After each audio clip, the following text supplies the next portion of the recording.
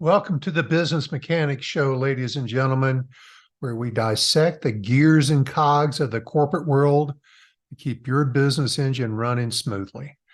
I'm your host, Vaughn Sigmund, and today we're delving into a topic that is causing ripples across many industries, and it's getting wavier and wavier all the time.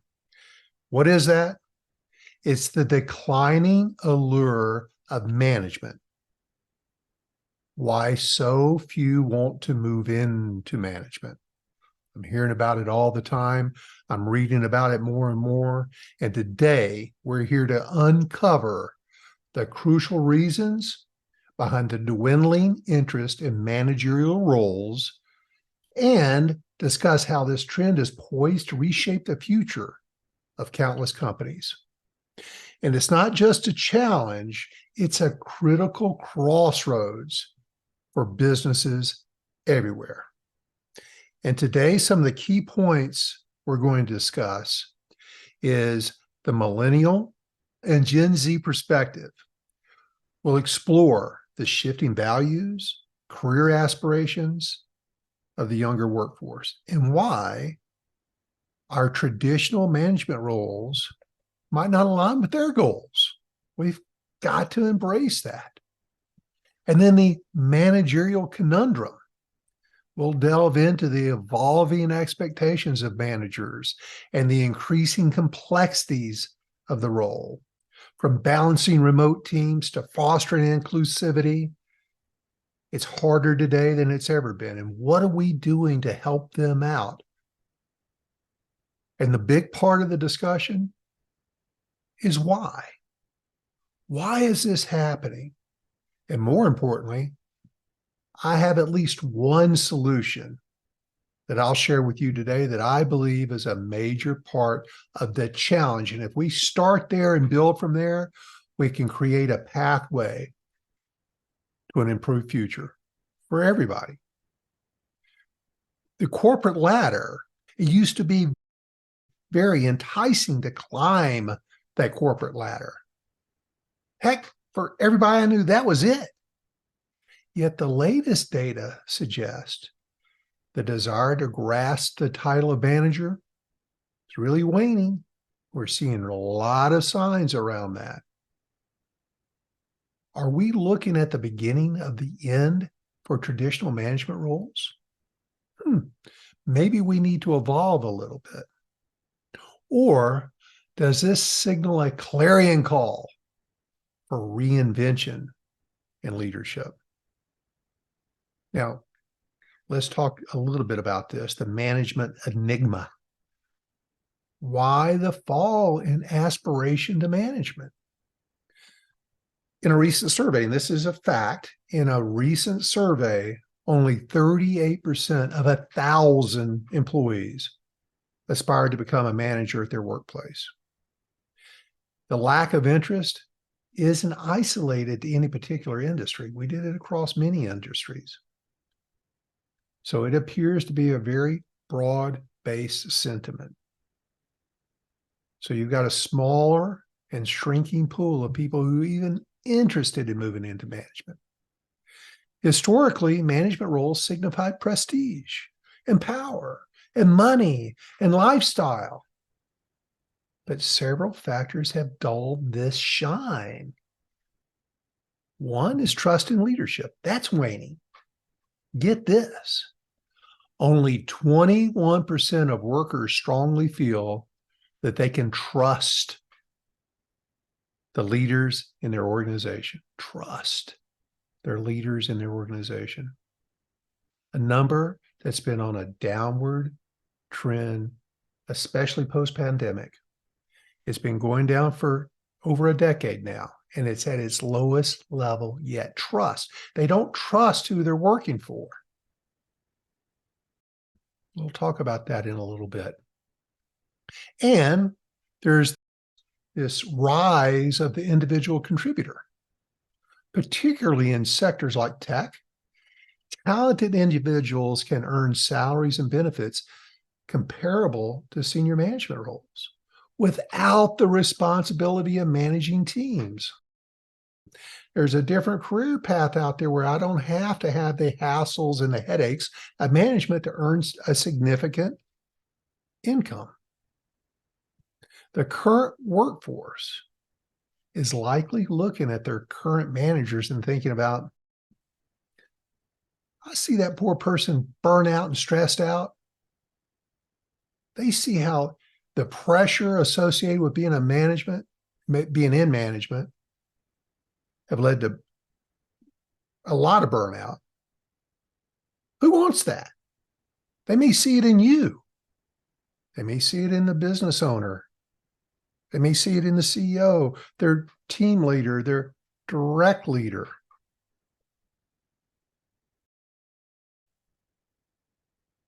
Especially now. Why would you want that burnout and stress as a younger generation individual? Because there's a huge break from the norms. What is defined as a good life now is very different than what it used to be.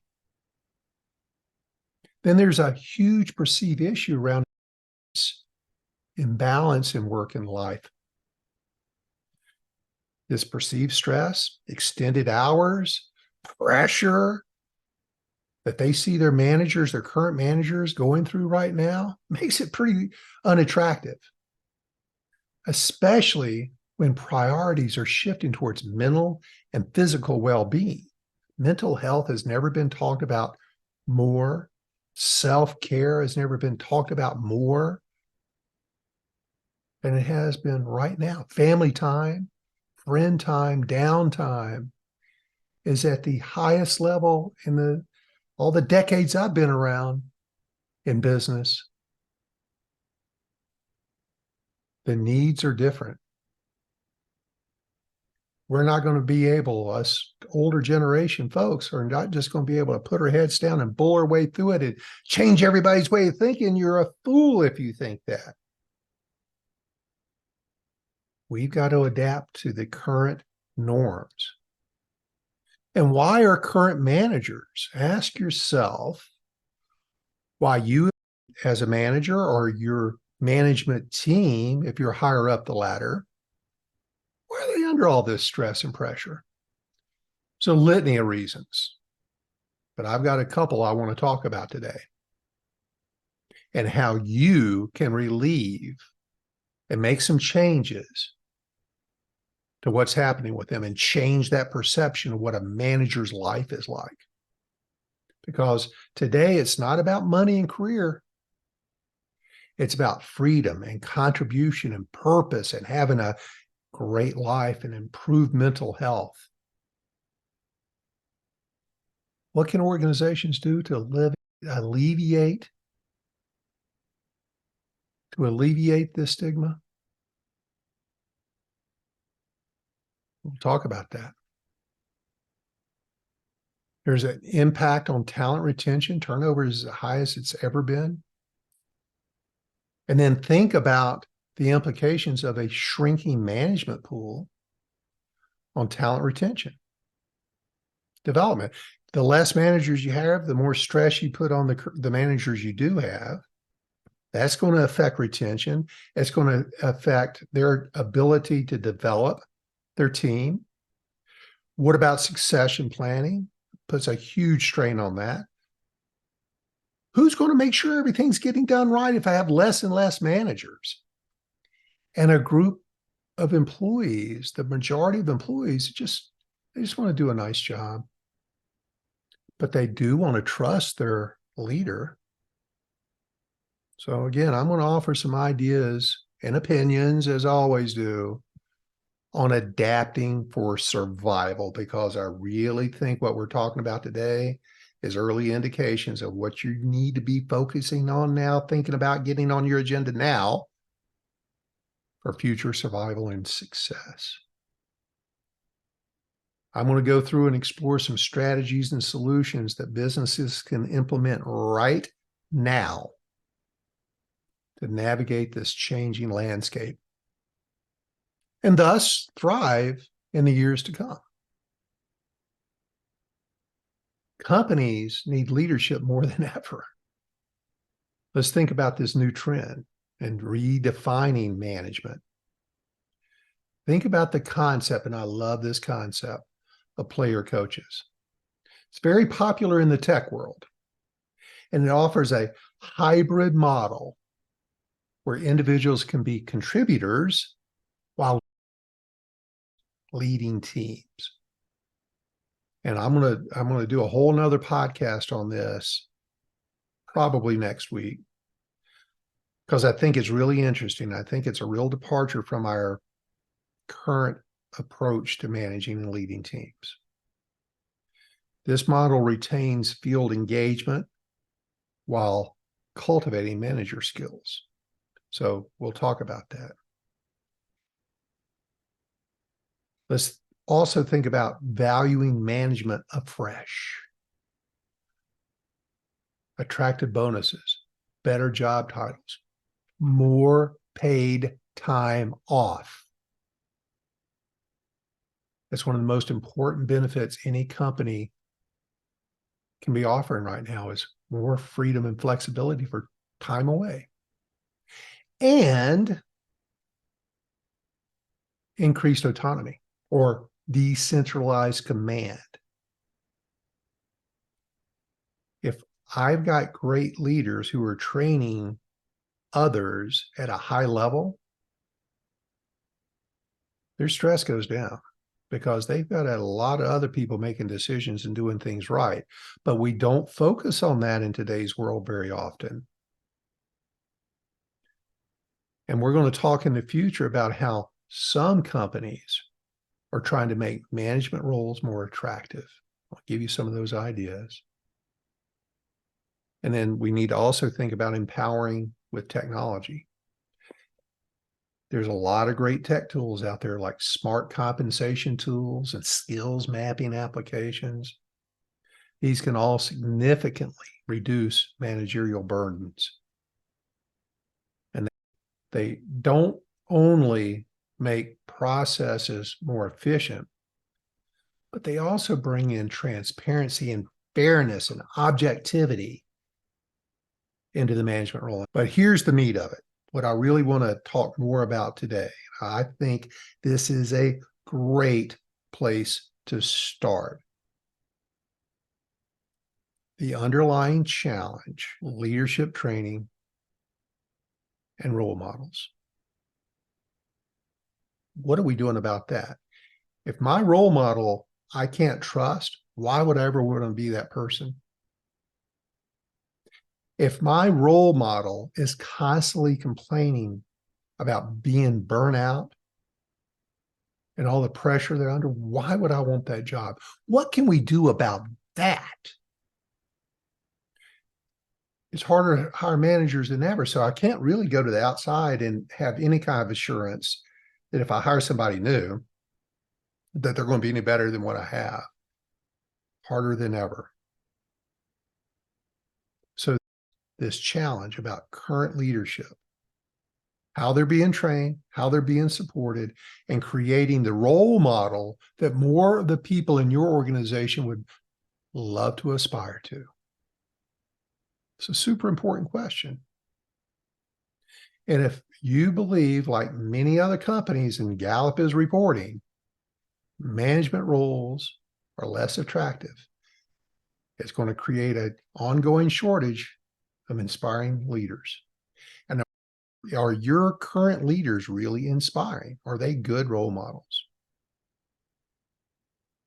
And it's worth me asking, if companies recognize that emerging managers need formal training, both in management principles and effective people leadership, what are they doing about it? There's a deep need for it. This is the heart of the challenge. This is, to me, the core of it.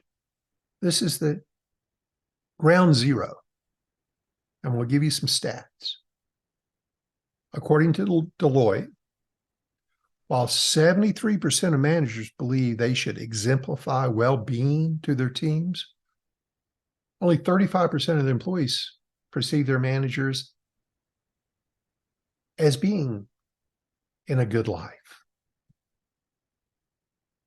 Over 70% think the last number is, again, 73% of current employees, according to Gallup's latest poll, are at some level of disengagement.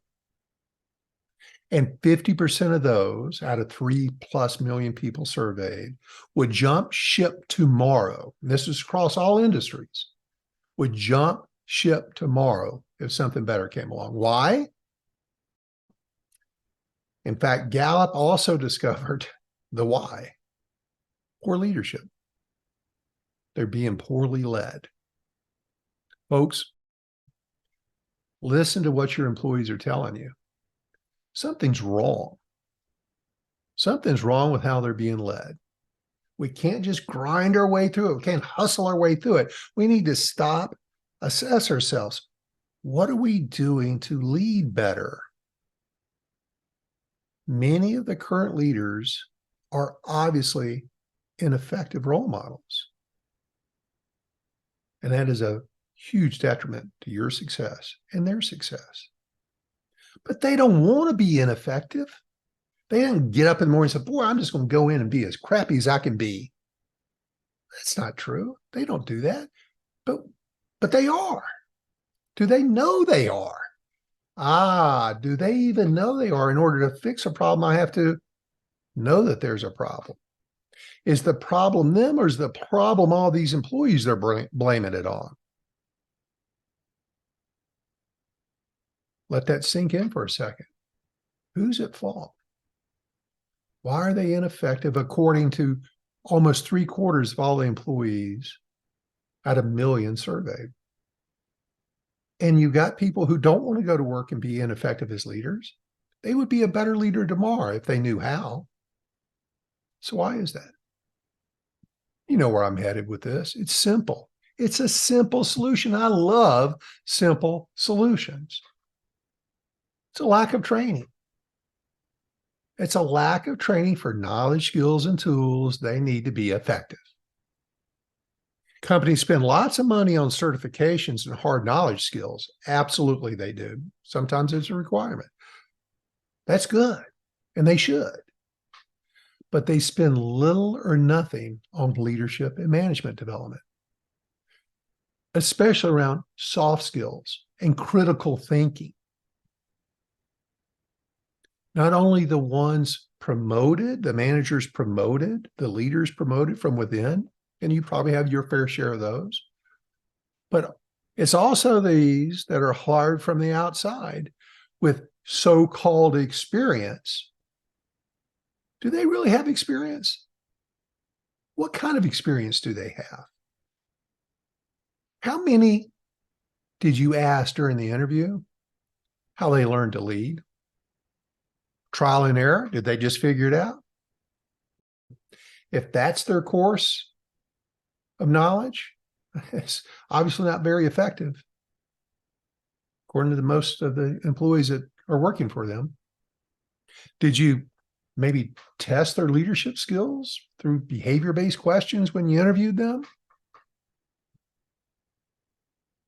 Maybe not. Maybe you're a superstar business owner, executive, listening to this podcast, and you're doing all that. Great. We'll move on to higher level stuff with you in the next podcast. But if you can't answer that to the affirmative, keep listening. Because as my motto goes, no matter what business you're in, the people business, let that sink in. No matter what business you're in, the people business. Do you really embrace that as a core competency and value of your business, of your team, of you as a leader? So I ask you, how in the world can you ever be as successful as you can be unless you have the people side of business dialed in like a top? Until there's an AI solution, you're going to need effective team leaders to survive. And the true mark of a leader is not so much how well trained and how well they lead, but it's also, in a very big way, going back to what this whole topic is about today, but is how well they teach others to lead and building future leaders. In order to scale your business, you have to scale your leadership. You have to scale your team members. You need to scale your people. And is that a core value and priority in your organization? In the grand scheme, businesses need to realize that for the corporate Jenga tower to remain steady, every block, especially that middle management blocks, they need careful handling and nurturing. In today's world, it's never been more imperative.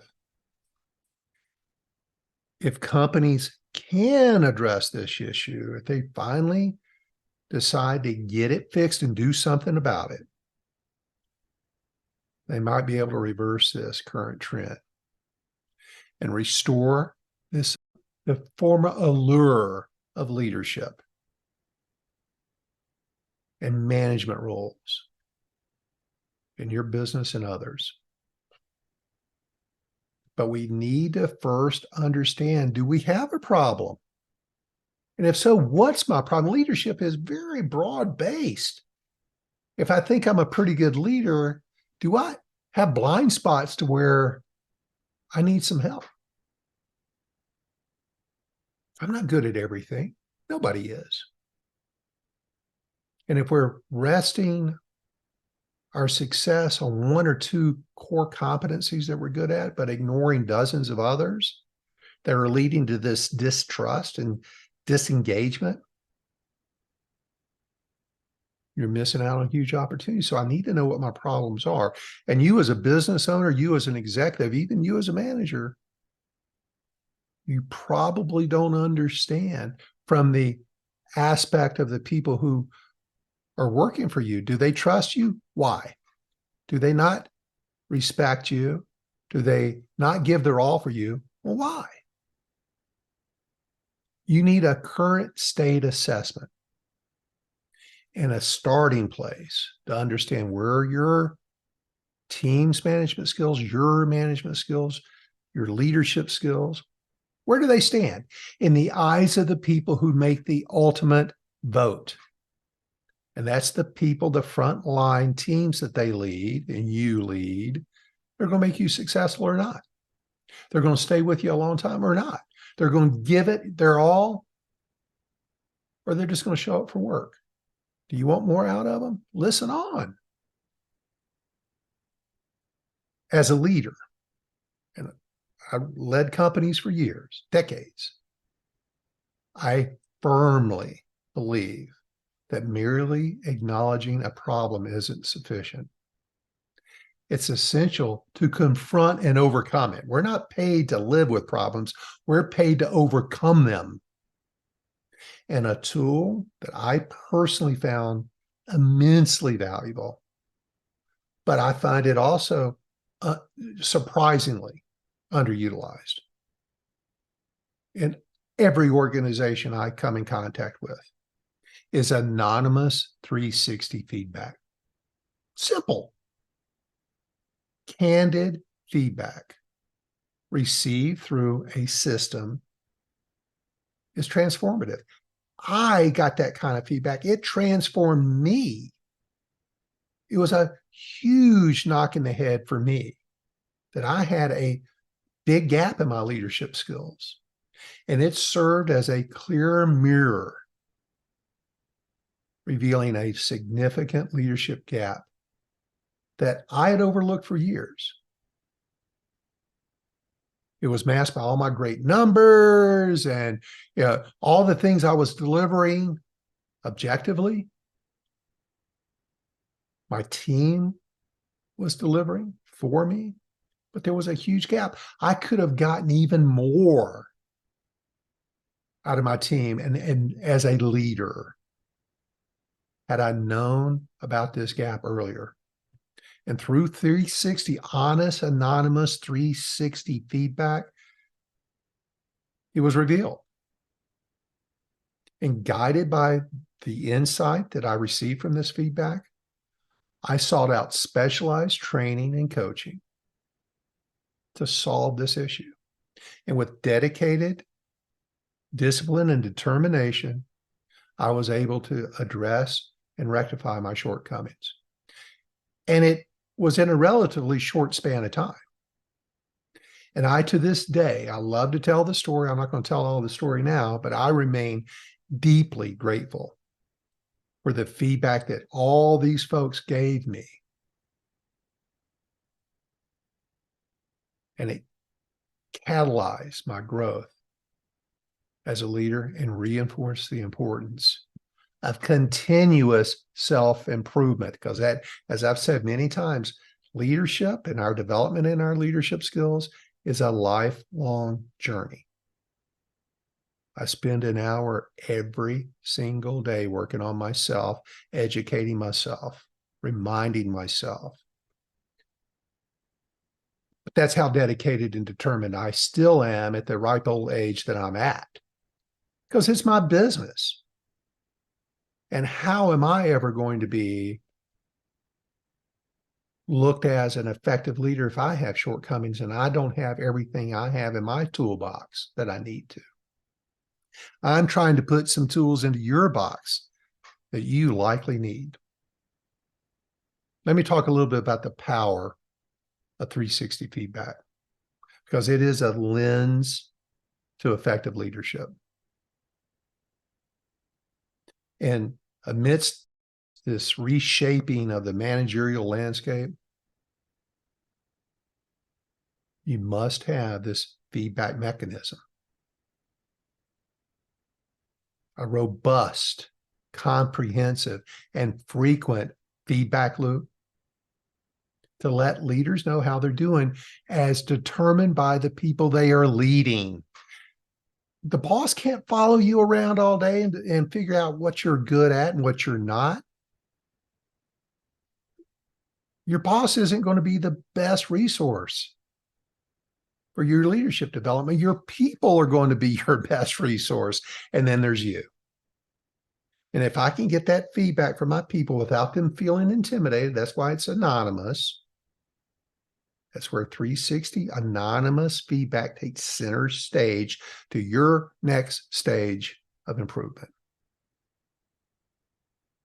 So if you're not familiar with 360 feedback, I was involved in it for 25, 30 years of my career. I was lucky. I worked for a couple really advanced companies that this was part of their review mechanism and my development.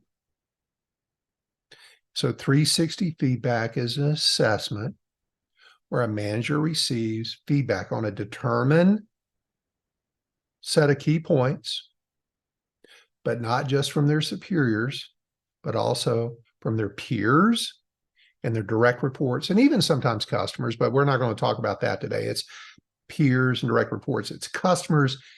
If you're a sales team, it's important to get that feedback from your customers on your sales reps, your customer service reps. That's another podcast. Today, we're talking about your leadership. If I'm getting it from my peers, which was sometimes revealing, but really I paid more attention to my direct reports because that was the important thing to me. That's what changed my life. It gives you real-time insights. It's often that mirror that you need to determine your level of performance from multiple angles, not just your boss. And it can be set up however you want it.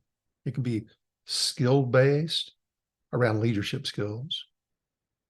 It could be knowledge-based, but this is really about skills-based, your people skills, your soft skills, your leadership skills. And with this feedback, it creates a roadmap for managers based on the actual skill set that they have, not a blind spot or an assumed skill set.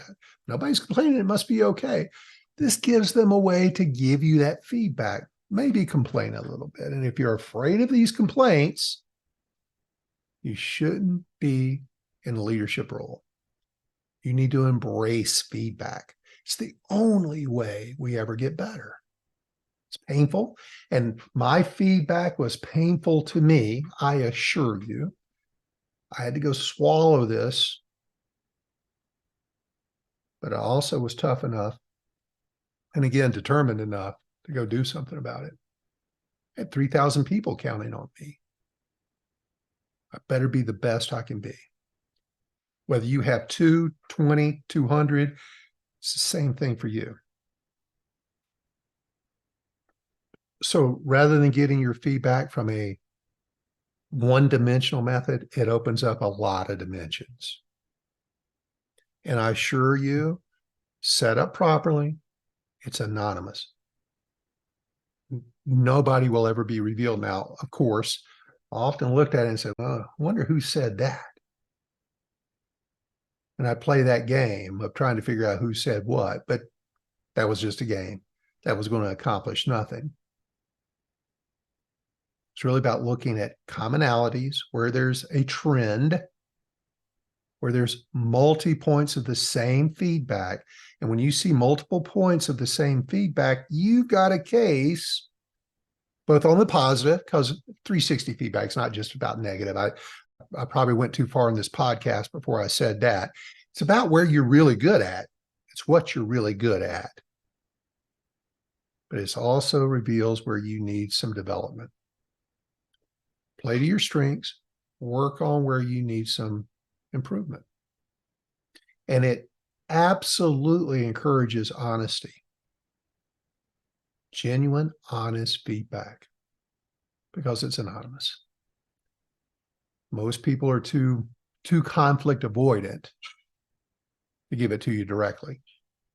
Many managers say, why didn't somebody say something to me? Come on. They're not going to tell their boss that. Remember, in DISC, 68% of the population is a high S. They don't give strong opinions to anybody. So they're going to keep it to themselves. And when they keep it to themselves, you'll never know. So please don't ever fall into the trap of saying, somebody should have said something to me. They're not going to say anything to you. So don't be waiting on that. Let me give you a couple quick case studies. One positive case study and one negative case study, and the impact of this feedback. I'm going to start with the downfall of an uninformed leader. I've condensed this story. I'm certainly keeping the person in the company anonymous. So I'm just going to call it Company A. Company A prided itself on a robust performance metrics. And they were known to reward managers based on just the numbers. It was all about KPIs. And John, a made-up name, who was a manager in this organization, consistently delivered on those targets, those KPIs. But he ruled by command and control. He really lacked interpersonal skills. In fact, he was a little bit of an a-hole. And since this company did not have a mechanism for feedback from John's direct reports, John continued in his ways because it was working. Oblivious to the detrimental effects it was having, because his boss was only looking at the numbers. Because when you went downstream a little further, guess who had the highest turnover of any other team in the organization? How many of his team members were dysfunctional, burn out? Word got around. Nobody ever wanted to transfer to this team. Wonder why. And when hiring people, they would hire good people, and those people would spin out quickly.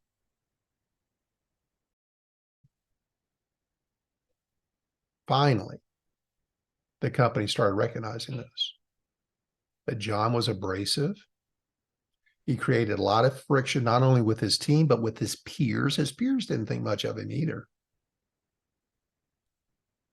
And this led to a lot of inefficiencies. John, by the way, worked his butt off needlessly. Great leaders do not work a lot of hours. They don't have to. And a lack of upward communication, this 360 loop, meant that the senior manager of this organization was completely unaware until the damage was significant. Finally, it got so bad that somebody noticed. And when they started really looking downstream, they understood all of a sudden the losses they had suffered in the form of talent drain, delayed projects, and an tarnished employer brand. Because word gets around. That could have all been fixed. Like it did with Company B. I'm going to talk about Company B, my second story, which is the rebirth of a true leader. So Company B, after witnessing stagnation in its growth, smart company, smart operator, understood the people part of the business. They started looking harder at no matter what business, we're in the people business, and making people and development a core part of their culture and values. And so 360 feedback was one of the things they introduced. Amongst others, they also had some training programs, amongst other things. 360 feedback was part of it, as part of this very comprehensive investment in people development. Sarah, made up name, was one of their managers. And Sarah had always been seen as efficient by her bosses. However, when the 360 feedback rolled in, she was surprised. The anonymous feedback highlighted her tendency to micromanage and not acknowledge her team's efforts. She took credit for what her team accomplished. And she was a micromanager. But with 360 feedback, all of a sudden, ta-da, it's revealed. And it was plain as the nose on your face that she had a shortcoming. And credits to Sarah and to her organization, but really to Sarah, she took this feedback constructively. And she took advantage of the company's new leadership training and worked on her communication and, most importantly, her delegation skills. That was what was coming back from her feedback. She knew exactly what she needed to work on. And she got super focused on putting the effort into positive changes. And by doing that, she felt more valued. She felt more motivated than ever. And it all rubbed off on her team. Not only did her team's productivity see a spike, a positive spike, but interdepartmental collaborations also improved. They improved as Sarah changed her approach in this positive way through her training. But she needed to know what she needed to be trained on. And over time, Company B witnessed a marked improvement. Over time, Company B witnessed a marked improvement in overall morale, employee retention. This was across the board, certainly on Sarah's team. And retention, productivity. And the ripple effect of the 360 feedback program were very evident, not just for Sarah, but the entire organization.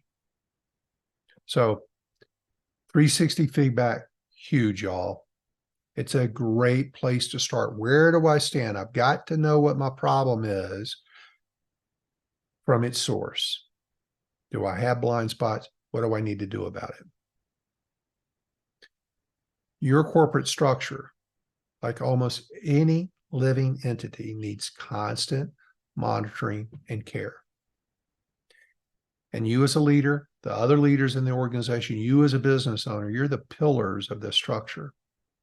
And you need regular check-ins, not just on your task performance, not on just your KPIs, but it's much more crucial from a leadership and a long-term success perspective to understand where you stand on your leadership capabilities. And tools like 360 feedback offer a comprehensive, genuine, and actionable avenue for this. This ensures that leaders are effective and the organization's fabric remains strong. And guess what? You can find this from a lot of sources out there, and you happen to be listening to this podcast, so I'm going to get my plug in. We have a very robust 360 software. We recognize the transformative power of feedback and for growth. And our 360 feedback program complemented by a state-of-the-art tracking tool. And I've placed a link in the podcast for you to check it out. Go to our website, check out the program. And our 360 feedback from Allure, our software tool will provide you and your team this needed feedback at a very affordable cost. Our commitment is to foster leadership excellence. It's been that way forever. And we want to continue to be a resource, a valuable resource to your organization. So let's collaborate and embark on a journey towards enhanced leadership effectiveness and organizational success.